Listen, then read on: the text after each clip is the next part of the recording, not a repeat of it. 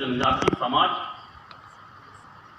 चाहे देश में मुगलों ने वीरांगनी रानी दुर्गावती के ससुर के जी महाराजा संग्राम शाह अपराजित राजा रहे हैं। कभी युद्ध तो प्रकृति को जानते, उनके पास सेना थी, उनके पास धन दौलत था, कोई भूख नहीं मरता था, इतने तालाब सिंचाई की व्यवस्था थी, जंगलों में रहते थे, जड़ी बूटी खाते थे, कोदो कुटकी भी खाते थे।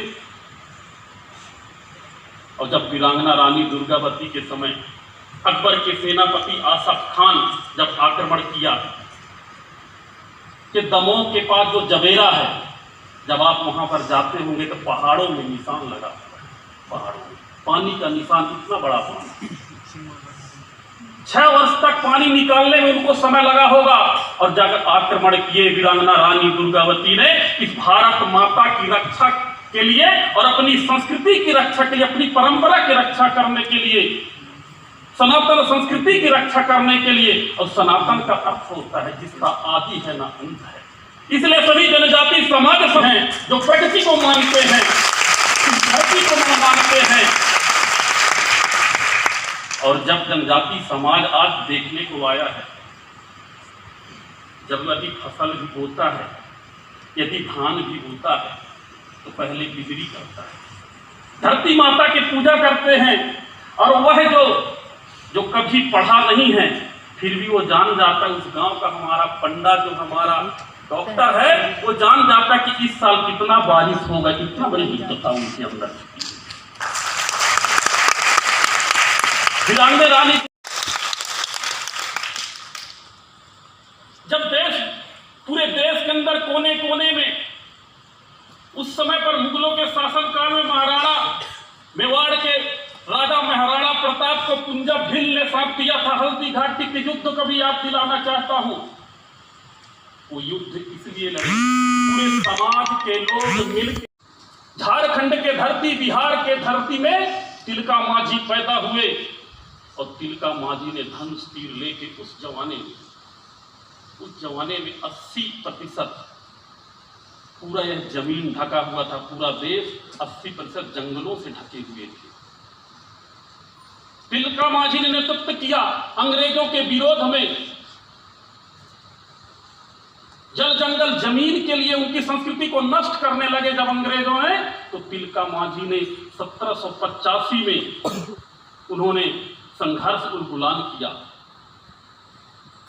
अभी हम 1857 की क्रांति को जानते हैं, लेकिन 1857 के पहले भी हमारे वह जनजाति समाज अपनी परंपरा, रीति रिवाज, इस भारत माता को बचाने के लिए, अपनी धरती को बचाने के लिए, अपनी हवा, पानी, जल, जंगल, जमीन को बचाने के लिए उन्होंने आंदोलन चालू किया। और उस जमाने में जब आंदोलन चालू किया तो अकेले व्यक्ति नहीं, लाखों के लाखों तादाद में उस जमाने में बड़ी मुश्किल से अंग्रेजों ने उनको पकड़ पाया। और जब अंग्रेजों ने उनको पकड़ा तो 4 घोड़ों में बांध के उनको 70 किलोमीटर तक घसीटते लाया गया। और फांसी के फंदे में इस मातृभूमि के लिए हमारे तिलका मांझी ने अपनी जान न्यौछावर कर दी। ऐसे महापुरुष जनजाति समाज थे। फिर 1857 के जिस महाकौशल प्रांत में शहीद शंकर शाह, रघुनाथ शाह की, उस समय पर पिताजी और बेटा दोनों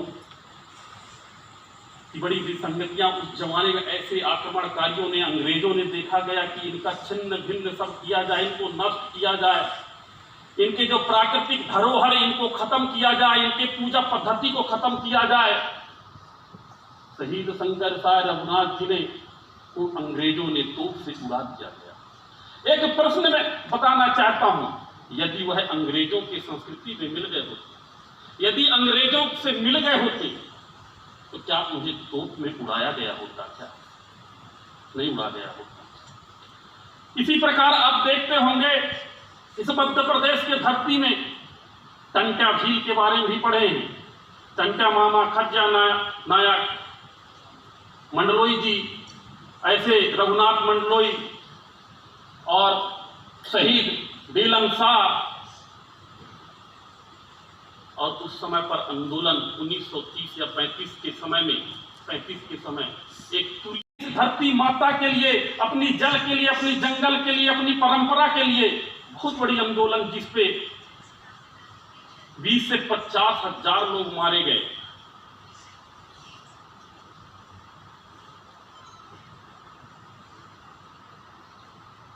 इसी प्रकार झारखंड के धरती हो, उड़ीसा के धरती में लक्ष्मण नायक जैसे क्रांतिकारी पैदा हुए, वो भी जनजाति समाज के थे। 1888-99 की बात है, महाराष्ट्र में राघोजी भांगरे पैदा हुए, उन्होंने भी उधर से गुलाम चालू किया, क्रांति चालू किया। बुद्धू भगत, और आप देखे होंगे कि मानगढ़ के बारे में भी, जो गुजरात और मध्य प्रदेश के बीच में मानगढ़ है, गुरु गोविंद जी के नेतृत्व में एक साथ अंग्रेजों ने 1500 जनजाति समाज के लोगों को तोप से और बंदूकों से भून दिया गया था। ऐसे झारखंड के धरती हो, चाहे मध्य प्रदेश की धरती हो, हमारे शहडोल रीवा में एक बंका बैगा पैदा हुए, उन्होंने उधर से आंदोलन चालू किया, महाराष्ट्र से कई आंदोलनकारी चालू हुए, उड़ीसा से चालू हुए, केरल में चालू हुए। पूरे भारत देश के अंदर जनजाति समाज के लोग उस समय पर तिलका मांझी के समय 20 से 30 हजार लोग मारे गए। और जब आप नाम सुनते होंगे भगवान बिरसा मुंडा जी का, उनके बारे में भी मैं बताना चाहता हूं। भगवान बिरसा मुंडा जी 16 वर्ष के आयु से ही अंग्रेजों के विरुद्ध उलगुलाम चालू किए थे। और जब उस समय इस प्रकार की लाइटिंग की व्यवस्था नहीं, टेक्नोलॉजी नहीं थी, लेकिन उस जमाने में जब सभा लगाते थे तो 50,000, 1 लाख लोग जनजाति समाज पहाड़ों के बीच में, जंगलों के बीच में इस भारत माता के लिए उन्होंने उस समय बैठक किया करते थे।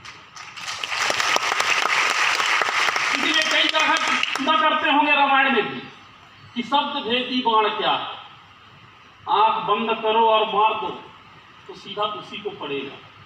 इसका जो मंत्र जानता है, इसका जो ज्ञान है, इसका जो विज्ञान है, वो जनजाति समाज के अंदर उस जमाने पर भी सब भेदी बाण हमारे जनजाति समाज गजब का निशाना। ऐसा उनके पास टेक्नोलॉजी, ऐसा ज्ञान, ऐसा विज्ञान रहा। और भगवान बिरसा मुंडा जी इतने बड़े आंदोलन, उड़ीसा से, झारखंड से लेकर इधर पूरे कई स्टेटों में उन्होंने आंदोलन चालू किया, जल जंगल जमीन अपनी संस्कृति के लिए। उनको मालूम था कि ये टोपी एक है साहब, टोपी एक है। किसी रूप में आते तो अंग्रेज लोग, साहूकारी लोग भी, लेकिन भगवान बिरसा मुंडा जी ने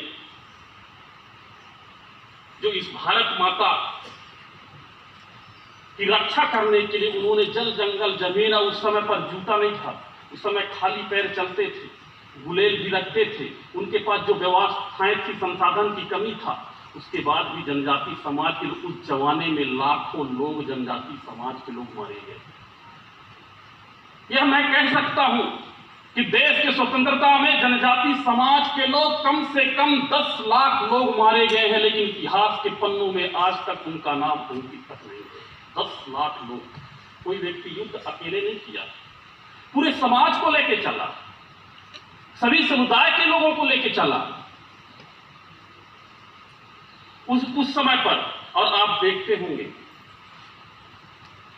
कि जब जनजाति महानायकों, जनजाति क्रांतिकारियों के बारे में अभी तक जो आने वाला पीढ़ी है, हम लोग उसके बारे में नहीं जानते। ऐसे हजारों नाम हैं जो समाज के लोग धीरे धीरे अभी हमारे में अंकित है। हम कहते हैं बुंदेलो हर बोलो के मुंह हमने सुनी कहानी, उस समय पर लिखा गया। महाराणा प्रताप जी के बारे में भी लिखा गया, छत्रपति शिवाजी के बारे में भी लिखा गया, गांधी जी, सुभाष चंद्र बोस, भगत सिंह के बारे में भी लिखा गया। लेकिन जनजाति समाज के वह उन महानायकों के बारे में उस समय के इतिहासकारों ने और लिखने वालों ने जो पढ़े लिखे थे, वो कभी लिखा नहीं गया। ऐसा क्यों? कहीं न कहीं देश की आजादी के बाद जानते थे कि ये क्रांतिकारी लोग हैं, इस भारत माता की जय बोलते हैं, इस धरती को अपनी मां मानते हैं, और इस धरती माता के लिए उन्हें कट जाएंगे, मर जाएंगे, लेकिन सर झुकाएंगे नहीं जनजाति समाज। जब कोई समाज अपने पुरखों को नहीं जानेगा, जो समाज अपने पुरखों को विलुप्त कर देगा, भूल जाएगा, उसके इतिहास भी खत्म हो जाएगा।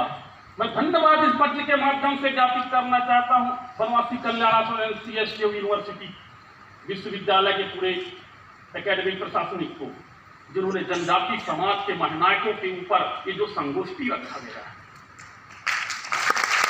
इसके माध्यम से निश्चित तौर से यहाँ पर जो बैठे अध्ययनरत जो कॉलेज के लोग हैं, उनसे भी निवेदन करना चाहता हूं कि लेखन कार्य चालू करें, अपनी परंपरा, रीति रिवाज, प्रथा का भी लेखन कार्य चालू करें, थीसिस लिखें।